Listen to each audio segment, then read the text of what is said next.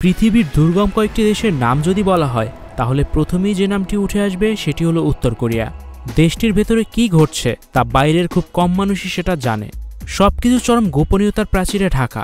বিশ্বের প্রায় সব দেশের জন্যই দেশটিতে প্রবেশ একরকম নিষিদ্ধ বলা যায়।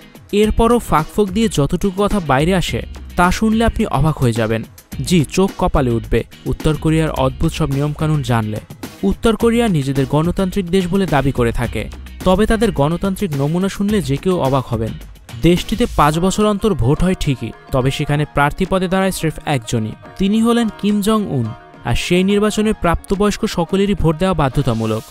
স্টুডিও 4D আপনাদের জন্য নিয়ে এসেছে শীতাতাপ নিয়ন্ত্রিত স্টুডিওর সুবিধা, আছে অত্যাধুনিক মেকআপ রুম। বিস্তারিত জানতে এখনই কল করুন 01974860664। হাউসটি দেখতে চলে আসুন আমাদের ঠিকানায় শেখেরটেক রোড নাম্বার 9, বাড়ি 24। আর এইভাবেই নির্বাচিত হন গণতান্ত্রিক নেতা।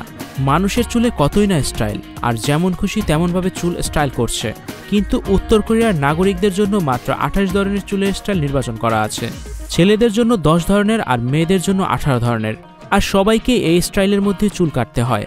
তবে কারো যদি এসব স্টাইলের মধ্যে একটিও পছন্দ না হয় তবে তার কাছে আরেকটি বিকল্প থাকে, মাথার সব চুল ফেলে দেওয়া।